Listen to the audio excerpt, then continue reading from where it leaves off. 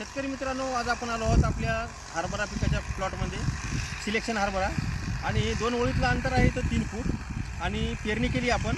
तर एकरी 20 किलो बियाणं टाकलेलं आहे. 1.25 एकर क्षेत्र आहे आणि यामध्ये आता शेवटचा फवारा आपण इथं घेणं चालू आहे. यामध्ये काय घेणं चालू आहे तर सर्वात महत्त्वाचं म्हणजे आपण इथं घेतलं इमामॅक्टिन घेतलं आहे आपण 150 ग्राम, म्हणजे 10 पंपासाठी 15 ग्राम प्रति पंप पेट्रोल पंपासाठी.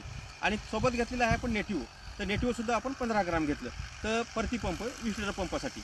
आणि हे दोन्ही घेतल्यानंतर आपण त्याचं एका बकेटमध्ये पाणी केलं, दुसऱ्या बकेटमध्ये दुसऱ्या औषधीचं पाणी केलं आणि नंतर पंप अर्धा भरल्यानंतर आपण औषधीचे एक डबा टाकून नंतर पंप भरलेला आहे. तर अशा प्रकारे औषधी घेतल्यानंतर आपण इथं फवारणी चालू केली आहे. तर ही जी फवारणी आहे ही शेवटची फवारणी आपली आहे. यासाठी आपण हा फवारा घेतला आहे. तर सध्या पीक कुठल्या अवस्थेत आहे तर सध्या पीक आहे शेंड्याला कुठं फुलं आहे, साधारणतः 15% किंवा 20% फुलं असतील. नंतर छोटे घाटे आहे, नंतर बुडाला साधारणतः जाड घाटे आहे. तर आता ह्या फवारा घेतल्यानंतर काय होईल तर फुलाचं कळीचं रूपांतर लवकर घाट्यात होईल.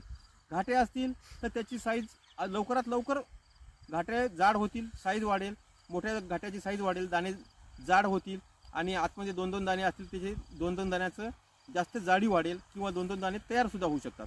कारण कसं याच्यामध्ये कसं पॉवरफुल असल्यामुळं नेटिव्ह एकदम जबरदस्त बुरशीनाशक आहे आणि त्याच्यानंतर जमिनीतला ओलावा कमी होऊन पुन्हा ओल भेटणार नाही. तर आता पिकामध्ये ओल आहे तर ही ओलसुद्धा पिकाला चांगल्या प्रकारे झाडाची ओल आहे, पिकाची जमिनीतली ओल हे सर्व झाडाला मिळेल आणि लवकर घाटे तयार होतील.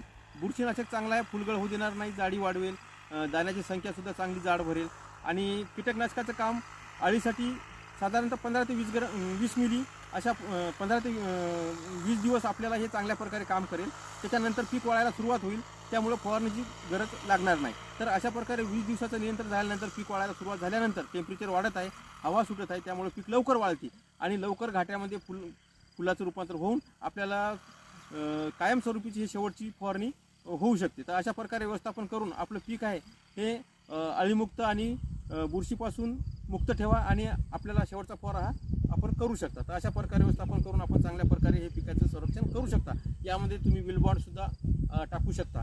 परंतु यावर्षी नेटिव्हची गरज नसली तरी काही पिकं हे हरभऱ्याचे प्लॉट आहेत हे कधी कधी जमिनीचा अंदाज न लागल्यामुळे, जास्त पाणी झाल्यामुळे शेवरल्यासारखे होतात.